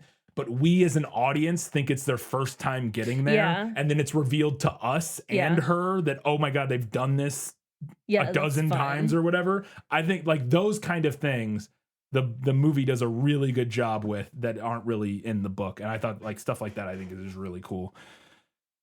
I think it's kind of funny that in the book, we literally get the cafeteria scene from Spider-Man 1. Where he catches all this stuff? On the tray. Like we get the literally like, and this book came out like a couple years after Spider-Man came out. I would have to find, here we go. Fucking piece of shit. The guy was up already. His fist flying toward me. He was stubborn. I had a few moments to consider whether I should dodge because he's looped so many times. He's like a super, whatever, super soldier at this point. Whether I should dodge his punch, launch a counterattack of my own, or turn tail and run. Speaking from experience, a straight right from a man who'd been trained to pilot a jacket definitely had some bite, but it didn't register compared to what a mimic could do. This loser's punch would be strong enough to inflict pain, but not a mortal wound unless he got extremely lucky. I watched as he put every ounce of his strength into the swing. His fist went sailing right past the tip of my nose. He was which is like the exact like where he turns and like he was neglecting his footwork, leaving an opening I didn't take. There went my first chance to kill you. Which again, this is where I'm like, I don't know what I'm supposed to feel like. He's such a try-hard, edgy, like, you know what I mean? That was my first chance to kill you. Doesn't this runt have anything to say for himself? He reached one big meaty arm over Rachel's shoulder and threw a jab. I reacted instinctively. Subjective months in a jacket had conditioned me to always keep my feet planted firmly on the ground. My right leg pivoted clockwise, my left counterclockwise, bringing me down into a battle stance. I parried his lunge with my left arm and raised the lunch tray in my right hand to keep the plates from falling, my center of gravity never leaving the middle of my body. Rachel dropped the fried shrimp. I snatched it from its graceful swim through the air before it could touch the ground. And I'm like, oh, it's the cafeteria scene. Yeah. And then he like dodges every punch that the guy throws at him. Funny. And I was dying. I was like, it's the cafeteria scene from Spider-Man. That's amazing. A little detail that I thought was fun, but also stupid in the book. It is mentioned in the book that the this is why I have it in better in the movie. The UDF, which is the United Defense Force, speaks burst, which is called burst English, shortened to just burst, which according to the book is a simplified version of English that is used for soldiers that are from a bunch of different countries. So the United Defense Force is made up of soldiers from all over the world. So they came up with this thing called burst English, which is like a simplified, shortened version of English for soldiers. I do not feel like a single line in the book is written in anything other than standard English. Yeah. Maybe that's a translation thing. Yeah. I don't know, but I'm like, okay, you can't say you're speaking a different dialect and then not have it reflected at all in the dialect. Right. You know what I mean? Like, I'm Yeah. like, oh, because like I got to a point where they're like, oh, we speak burst. And I'm like, well, that's not how Do you? any line is written in this book. They talk normal. I don't, yeah. So I thought that was very strange. So it was, yeah. I thought the little choreographed break-in at Whitehall in the movie is fun, where they're like, they've clearly done it multiple. That's another thing that where the movie is like, it doesn't show us doing them doing it a bunch of times, but clearly they have done it multiple times because he has it all rehearsed or whatever. So I thought that was fun. I really like the blood transfusion I mentioned earlier, but I like that it ups the stakes and gives them like one final shot at this because he's not going to go again. He's not going to go again. This is it. This is your final attempt. We don't have anything like that in the book. I thought that was fun. This is similar, but Kaiji in the book really waxes poetic about how perfectly matched and in sync that him and Rita are in a way that, again, feels very like wish fulfillment, like juvenile kind of stuff, similar to like the men writing women thing of just, it's another one of those elements that makes me wonder how serious I'm supposed to take all of this, because it seems like you're supposed to take it seriously. Hell hath joined together, what this nightmarish time loop from the bowels of hell hath joined together, let no man put asunder. Only Rita and I understood each other's solitude, and we would stand side by side, dicing mimics into bite-sized chunks until the bitter end. Like, it's just, there's a lot of that. Yeah. Which is just like, and again, this is with a character in the context of the story. She doesn't really know him, so it's a lot of like this weird one-sided relationship stuff that feels very incel-y at times. It's I'm overselling it in that sense, but it just, I got a weird vibe from like the way that Kaiji and Rita's relationship is kind of talked about. It felt very guy writing his dream romance with a woman in a very like one-sided way that feels weird to me. I don't know how else to describe it. I just felt the way that the romance was written kind of cringe and weird. Yeah. I don't know how else to put it.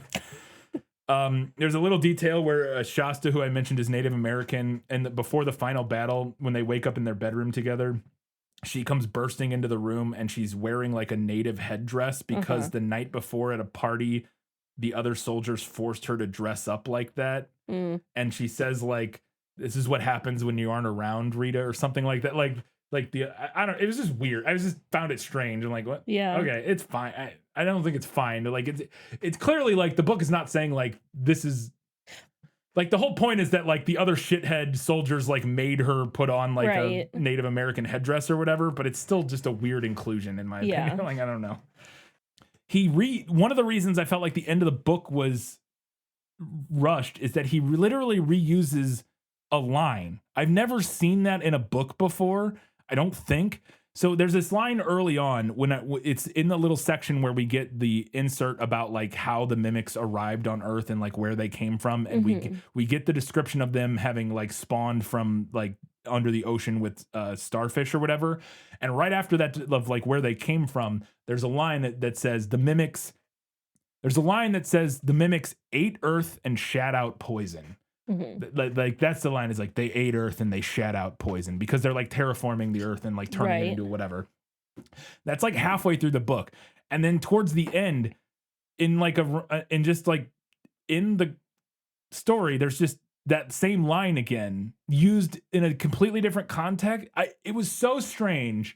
I don't know the exact, but it was not like a callback or any. You know what I mean? Like it's not. It literally just felt like he liked that line and wanted to use it again.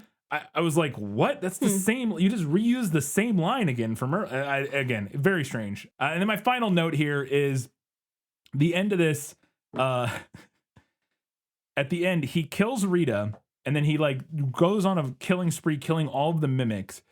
And then there's a line in the book after he kills Rita. Time just continues. He says, "They threw me in the brig. They wanted a scapegoat for Rita's death." And I was like, buddy, you're not a scapegoat. You killed her. Yeah. What are you talking about? You're just a regular goat. Yeah, you killed her. Then he says, like, there was some sort of trial and I was cleared of all charges. And like, it just hand waves all of this away. And I'm like, what? So I assume what is the idea here is that because they knew he killed Rita, I guess. But since he also saved the day and killed all of these other mimics Right. and is like the super soldier. They're like, well, we'll let you off on this. But the book never addresses like if he tried to explain what there's no, you know what I mean? Like just it's so weird. The ending of this book feels so rushed and just like it doesn't answer. It just feels like somebody trying as quickly as they can to get to the end of the book without addressing any of the things that I'm like, as the events are happening in the final pages, I'm like, wait, but what? Wait, what? And it's like, no, fuck you. We're getting to the end. And I'm like, what? Okay. Anyways. So I just didn't like that at the ending, and I'm glad. I do wonder if scapegoat could be a translation. Yeah, that very well could be. It could be they wanted I don't know what it would be, but he says they wanted a scapegoat for Rita's death. I mean, it could be just some Japanese word that doesn't have a direct translation, and whoever translated it was like, close enough. Yeah, I don't know. Yeah, it's just so interesting because I was like, that you're not a scapegoat, and it's not even like he's aware it's just like, what? That's so weird. Okay, whatever. All right, I got a handful of things to talk about that the movie nailed.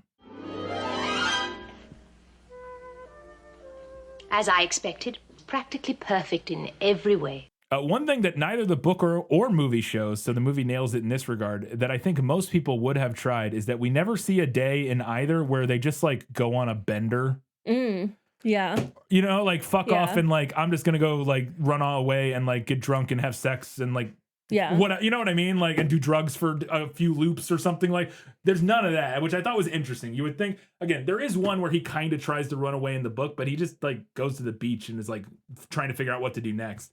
And you would think after like hundreds of loops, at some point they'd be like, you know what, fuck this. I'm just gonna go do cocaine. Exactly, yeah. And I would just assume you would get one, especially in the movie. You think like that's a good gag, that's a good loop gag or whatever, and you just don't get it. So I thought that was interesting. I mentioned it, but the United Defense Force is what the global combined like armed forces are called, both in the book and the movie. One of the times that Cage dies in the book, Rita does take his battery, which we see in the movie. As he's dying, she's like, "Did you take my battery?" And she's like, "Yep." Just goes, yeah. That actually happens the first time he dies in the book. They do have coffee at the helicopter farm in the movie, like I mentioned, which is, I think, a reference to them having coffee at the end or whatever. Again, I feel like the ending feels similarly rushed in both the book and the movie, with the whole J Squad's last stand and everything. With that that was super rushed. It's just like, I feel like half of them died and I missed it. Yeah, and you're like, oh, they're all dying, and like, what happened? Yeah, like a lot of that just felt kind of rushed in a very similar way that felt like the book was. It's a fun set piece, like the driving the thing across the water, and none of it felt super narratively set up. Even like recruiting J Squad. Yeah, well, I don't think we got to know them quite enough in the movie for that to like really feel mean. Exactly. Like it's fun, but you're like, you didn't spend quite enough time with them for it to feel meaningful in any way. Yeah, I feel it the same way, which again felt similar to the book. And then the final note I had here is that at the end of the book, when he goes and gets his new jacket, that when he's becoming the new face of the United Defense Force or whatever, somebody has scratched Killer Cage into the jacket on the front because Cage is how the Americans pronounced his name, Kaiji. Oh, so interesting. That is why Tom Cruise's character is named Cage in the movie, which I thought was fun. Yeah, I was like, look at that. Fun. That's a fun, that's why they call him Cage. If we have to have Tom Cruise, we might as well get a reference to the... Yeah. All right, a couple of odds and ends before the final verdict.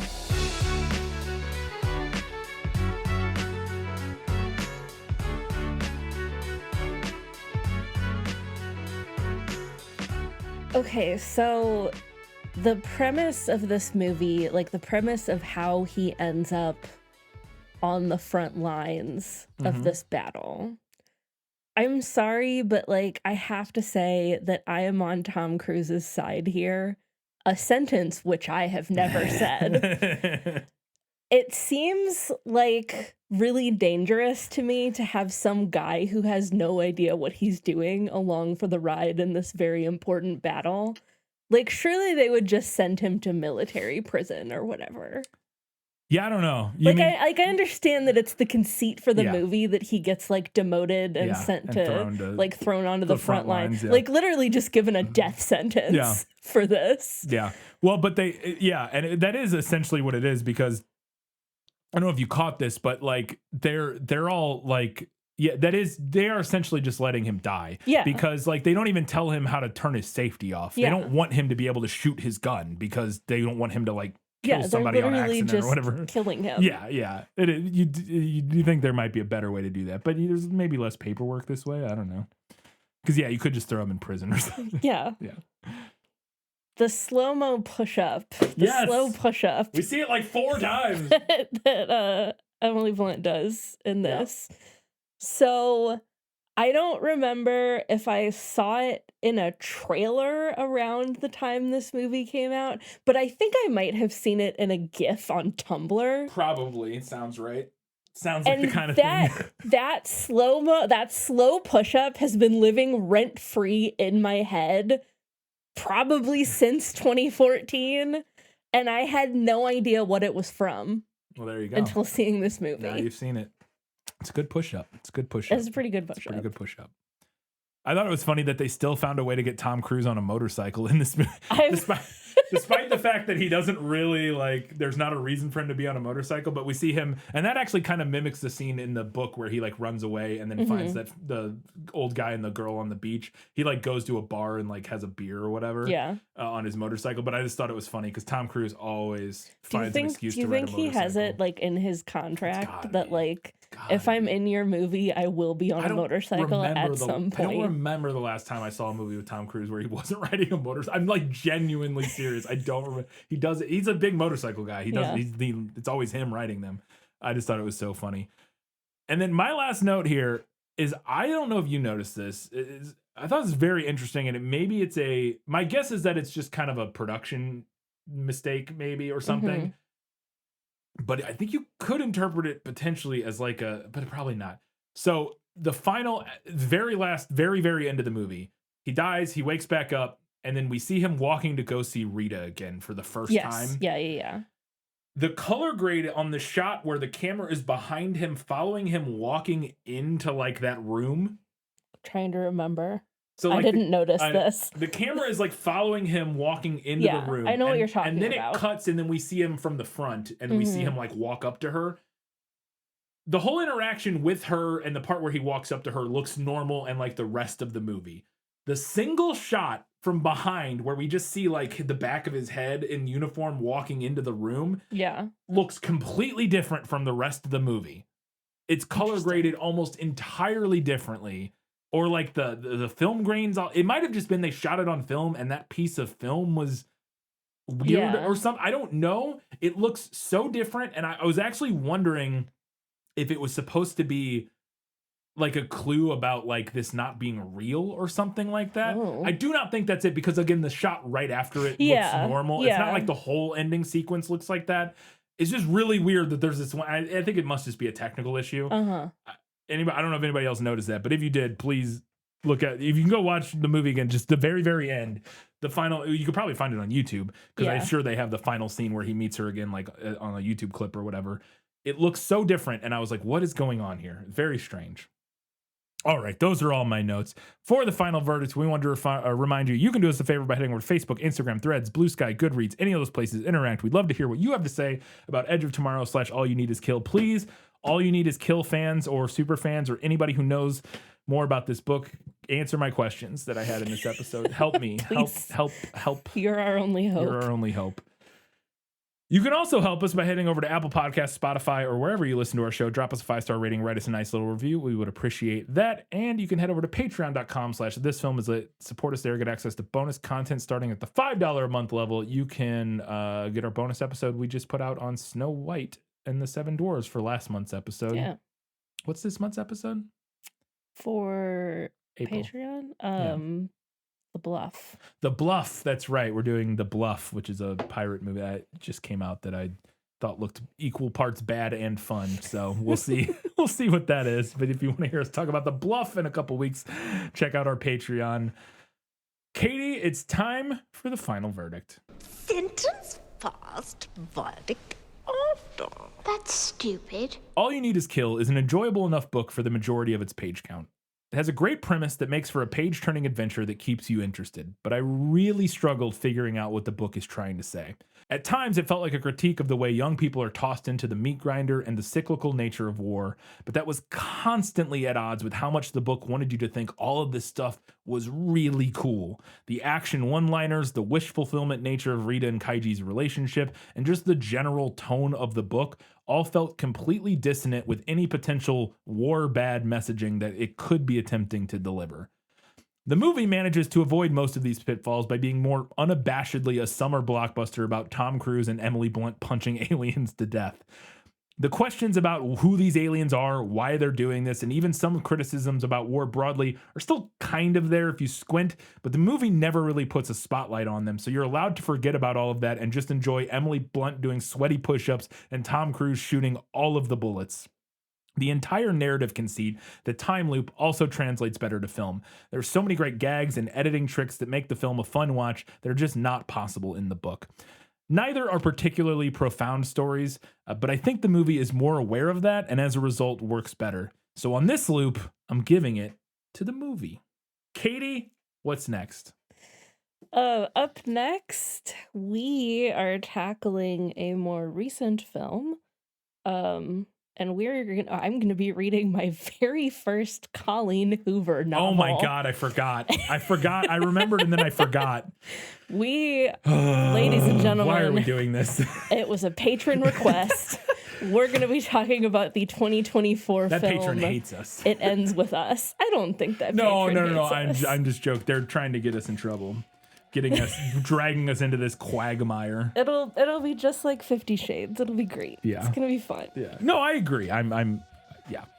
But yes, oh boy, It Ends With Us. That'll be, yep. That's gonna be something. That's gonna be something. So come back in 1 week's time where we'll preview It Ends With Us. We'll get into some of that. We'll preview It Ends With Us, but we're also gonna hear what you all had to say about Edge of Tomorrow. It's gonna be a lot of fun. And in 2 weeks' time, we're talking about It Ends With Us. But until that time, guys, gals, non-binary pals, and everybody else, keep reading books, keep watching movies, and keep being awesome.